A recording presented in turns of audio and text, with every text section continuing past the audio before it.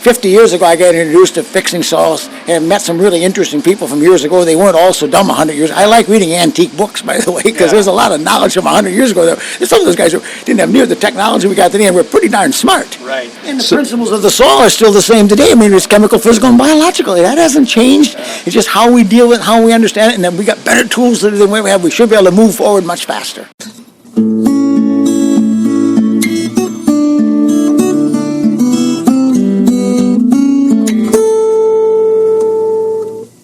Welcome to the 336th installment of Ear to the Ground, the Land Stewardship Project's podcast on family farming, regenerative agriculture, community food systems, and local democracy.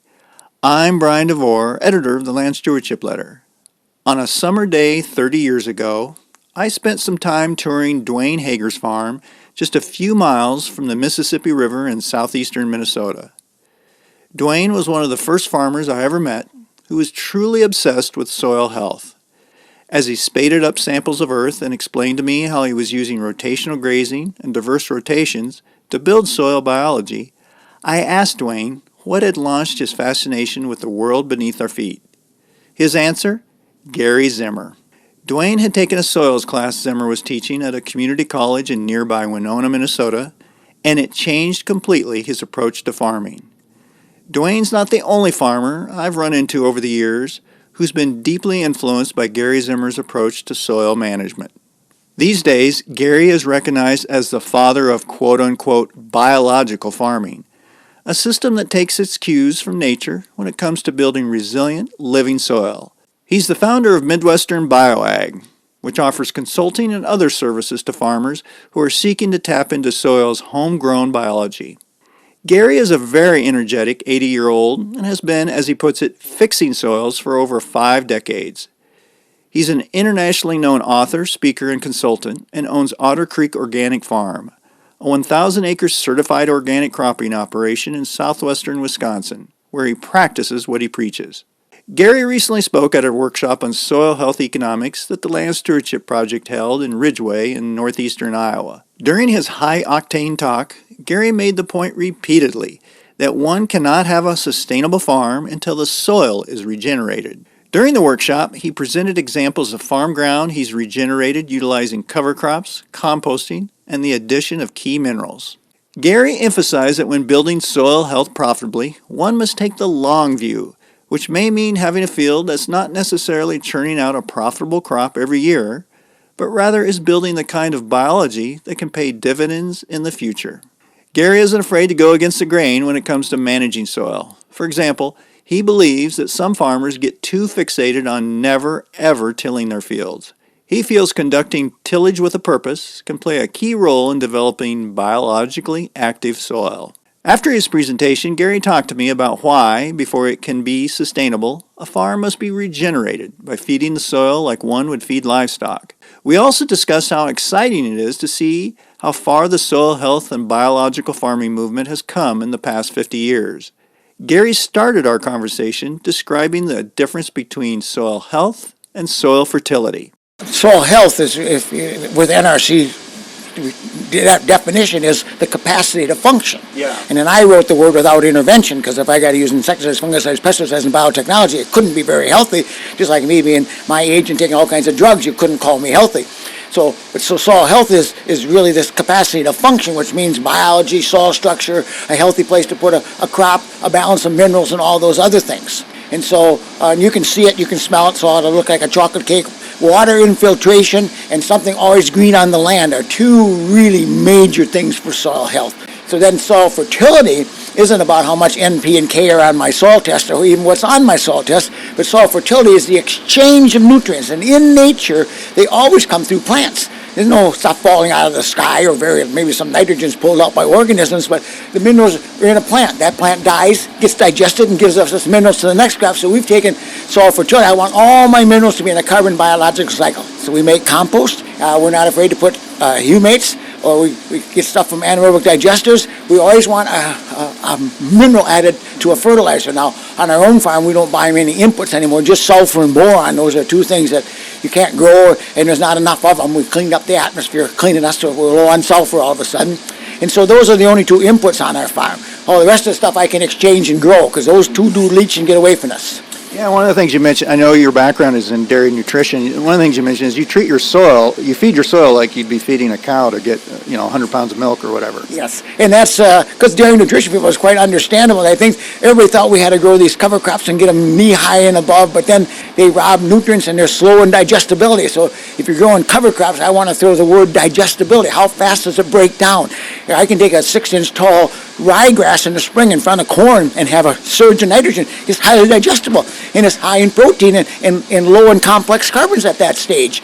And so we then evaluate the digestibility of our cover crop based on what we want to do. In front of soybeans, I might let my rye get bigger. I don't need soluble nutrients for soybeans. I'd rather have nodules, and I'd rather have the soil biology take over. But on corn, that's a chemistry crop, and I need soluble nutrients. So our cover crops are going to be in that green succulent stage, and that's the stuff we'd feed a cow to get 100 pounds of milk. Yeah, and speaking of livestock, you said you don't necessarily need the livestock on top of the ground because you have so much below the ground. That's right. Everybody thinks we got to have livestock, and first of all, we farm in a 45-mile circle. There's no fences, and we're not going to have cattle running all over the county. And so we've got all kinds of life below the ground. And if everybody thinks that you need livestock to regenerate land, I said you haven't traveled far enough or looked deep enough. I get to a lot of farms all over this planet. There's some beautiful soils on a lot of farms that don't have any livestock except the soil livestock. And we all have plenty of those. Take care of those and feed those well. Give them a balanced diet. Do everything you can to take care of the soil life. And I don't need above ground livestock. Not that they're awful, and you might be able to get a little extra income from grazing your cover crop, but they also cause compaction. They also cause other issues. I don't need them to make a living. Yeah. I'm a little bit of a nerd when it comes to words and how words evolve in this kind of movement that we're part of. For years, we called it sustainable agriculture. And one of the things you kind of led your talk off with is it's really not sustainable if you haven't regenerated that farm, that you really have to regenerate the farm first to make it sustainable. I think that's a really, really good point. And that's kind of what, when I was around when the sustainable ag movement started, and because the interest rates were high in the 80s and guys were losing their farm, they didn't have any money, but that sustainable movement didn't really sustain itself because they needed to do some fixing. They needed to have some intervention, and just doing nothing wasn't going to get them there. And that's why I say, like now our farm, we can say, well, we spent a lot of effort fixing soils, regenerating. We just transitioned another 100 acres, and we spent $1,000 an acre on cover crops and compost and minerals, and now it'll be organic this next year. That doesn't mean it's completely fixed, but see, eventually, once that gets down, we get the biology working, get that recycling, and then our input costs really drop. But I have to do that first. I couldn't just start out doing nothing. Right. I would get nothing. Well, you had a really good example of a farm. I think it looked pretty tough. A farm that you'd come in, and the compaction was incredible. You showed some photos of that, trying to dig it up and how it was like hitting concrete. But within 2 years, you were able to make that. Can you describe that? What that process was like? What was it you did to transition that farm to have that really good soil health? So we always like starting out with a soil sample. We soil sampled it extensively in the beginning, then we do back every 3 to 5 years. So once I figured out that the pHs were really low, we knew we needed to lime it, and it was corn on corn for 8 years in a row with a heavy disc and irrigation. I called it hydroponically farmed, chemicals, water, and soil to stick plants in, but the soil wasn't dependent on doing anything. And so then the first thing we did is we planted oats in the spring, and then the first year, so then we put on compost, we ran a deep ripper in the ground, and then after the oats, we put in a rye crop, and then we frost seeded clover in the following spring, and then we put on, we got like 4 to 5 tons of compost per acre and a lot of mineralization. Trace minerals went on the land, lime went on the land. Phosphorus levels weren't too bad in the potassium, so we did add some poultry manure in the composting, so we added the food. We're taking care of the biology, and we grew 2 years of cover crops. And so now next year it'll be organic, and the soils, I showed pictures of it when we started, and 2 years later, it doesn't look like the same farm anymore. Well, and that's something that struck me, is you really made the point that you do have to look at this as a long-term investment, and there are years, you have to kind of look at the general trends and not year to year so much, and that you are going to have years where maybe you're not going to make a big profit or whatever, but that's an investment in that overall profitability. Yeah, and I think that's, we want to get to a point where I call now, if we can use that word sustainable, that we can keep growing a really good crop without a lot of inputs, and we can take the ups and downs, but we're not afraid to invest in it. If everybody understood it the way I think we do on our farm, or what it takes to, let's get it fixed and get it healthy and get it mineralized and get the soil loose and crumbly like a chocolate cake, and then you've got resilience, and then you can take more of that other stuff. And we certainly understand that, and we did get a 7-year rental on it, because 2 years of fixing it, $1,000 an acre in investments. And now we got 5 years of farming it organically. Is there some things that you've always been innovative? That's what you're known for, and you're willing to try new things. And I'm sure there's been some, they don't always work out. But there's some things that you would like to try that you've heard about, or you'd like to look into the future that you kind of experiment with? We're still trying to, I guess we spend quite a bit of time fooling around with tillage tools to say how can we get less trips and more shallow tillage and get the job done. We got a couple of those high-speed discs we do, and we're always trying to get more efficient by putting seeders on our tillage tools, and we're real believers in that shallow incorporating residues and running a ripper. And so I think the other thing is, if I want in the future, I think I'd like to say I need to bring up my phosphorus. I say, then what crop would I plant to do that? Probably oats and buckwheat. Yeah. See, oats is kind of one of those, we do rye everywhere, but oats is another one of those wonderful crops, and then buckwheat to help fix soils. And so I think finding different cover crops, that's why I said to researchers, I tell everybody, we got our bases figured out. We understand the minerals, we understand the biology, we understand the tillage part, but there is a lot of research that needs to be done is what kind of cover crop, when, how do I manage it? And that's why that group I'm with, Rye Revival, is the biggest thing is people plant rye and then they don't understand how to manage it, and they fail and they blame the rye when it's really how they managed it. Well, speaking of tillage, you talked a little bit about no-till is great. It's got its role, but people get treat it a little bit like a religion and kind of get too fixated on it. But I can't think of the term you used, but you said there is a role for tillage in some of these systems. Yeah, and I call it tillage with a purpose. Yeah. What are we doing it for? There should be a reason why you're doing tillage. And that's why, like I said, there's a couple of really big, famous no-till farmers out here, big companies out here did tillage last year on a no-till, 25-year no-till farming system, had a 25 bushel yield increase on corn. Mm-hmm. And they were so hung up on the fact that they weren't going to no-till, they forgot to do the job. There's wet years of contraction with their equipment, and lack of roots being developed. They're only growing corn and beans. They don't have a diversity of crops. There might be intervention times. And just like the guy today said, he didn't do any tilling, but he knifed in manure. And so knifing in manure is like knifing in anhydrous. There was a thing on a YouTube last spring, a guy in Illinois had a 500 horsepower tractor and a 7-shank anhydrous tine, and YouTube was showing he couldn't pull it. And he's been no-till. He couldn't pull it. Now, I'd say he's got a serious problem. You better hope for ideal rain and moisture. You're going to have shallow root, and how do you get nutrient exchange? So I think we got to get the tillage with a purpose, and not saying you need to till all the time or do everything. The focus ought to be healthy soils and high fertility. In other words, high exchange of minerals. And that would mean cover crops and compost and everything else.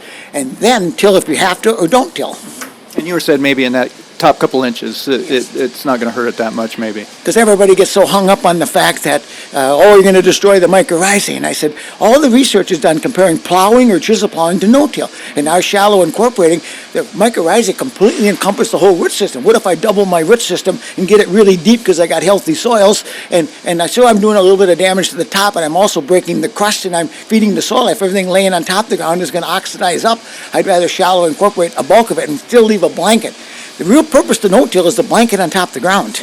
And that's why I'm a strip-till guy, because it's like putting a flower pot under every plant. I want to be able to grow that big, beautiful root system in there. Yeah.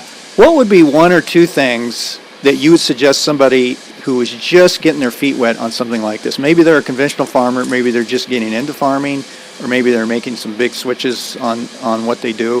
What would be one or two things that could just really help kind of make that entry into this and maybe get some early success without a big putting outlay of risk?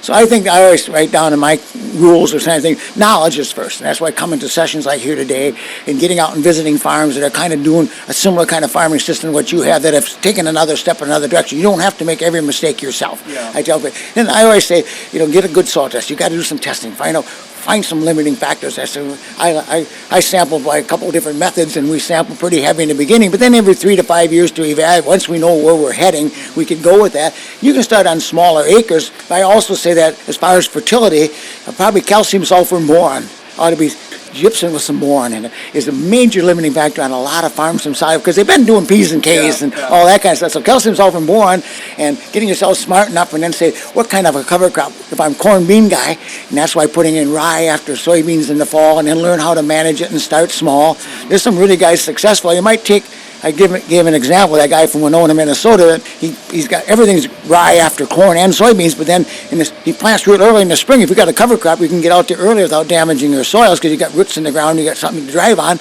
And then he plants a shorter day corn so he can get harvested early, and give his rye a chance to grow the next year. All those little things. See, people get hung up that we got to grow 110-day corn. genetics has changed. Shorter day corn is yielding really high. Our yield potential on corn is 400 or 500 bushel per acre, and most guys are lucky to get 2. Yeah. So I said, obviously the genetic potential is way ahead of what they're getting, so I don't need to plant 110-day corn. Yeah. All those little thoughts you got to get in through. Yeah. So get that soil test first, and then kind of, like you said, what your limiting factors are. Start with calcium, sulfur, and boron, and put in some cover crop, and I think you'll see some things change and figure out how to fit that cover crop. I see organically, we have a hard time interseeding our corn because time we get done cultivating, it's June. And it's pretty hard to plant clover in June.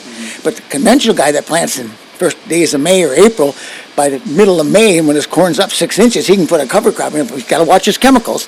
And now that can still grow during that season because he's planting it in May and we can't. So interseeding in corn works better for conventional farms than it does organic. Yeah. How long have you been kind of involved?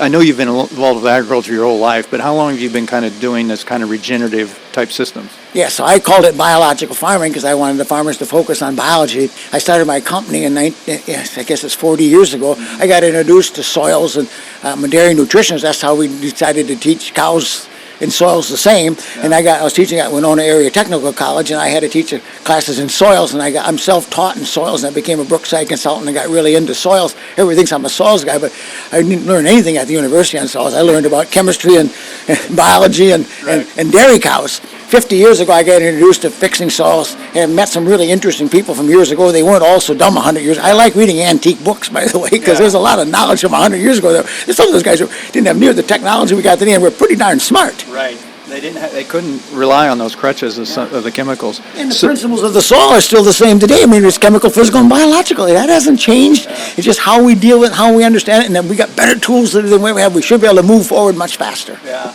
So you're 80. You've been 50 years ago when you got into this. We're at a workshop here in March, and we've got over 75 people here in a small little Iowa town. I mean, did you ever think that maybe the kind of soil health, regenerative, biological farming movement would get to this place? I mean, this is kind of exciting, isn't it? It is kind of exciting. I never thought it because it seemed like I was fighting. See, I still feel like I fight every soil chemistry lab because they're still the cheapest source of NPK and lime to a certain pH. That's the same information they gave out 75 years ago, and they have control of all the research and all the university thinking. So I thought that was a fight. But now, of course, soil conservation people and NRCS, there's all kinds of water conservation people are coming from a different angle, and that's nice to see. I never dreamt it would get to this level.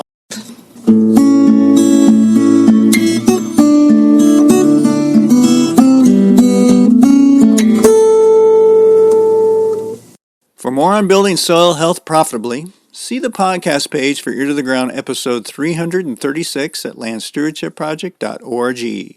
If you have comments or suggestions about this podcast, contact Brian DeVore at bdevore at landstewardshipproject.org, or you can call 612-816-9342. By the way, it helps us greatly if you can give Ear to the Ground a rating on whatever podcast platform you utilize. And word of mouth is the best way to spread the news about our podcast.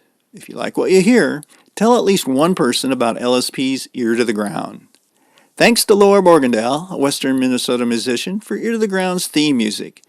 And a special thank you to all of Land Stewardship Project's members who make initiatives such as this podcast possible. If you're not a member, visit landstewardshipproject.org to learn how you can support LSP. Thanks for listening.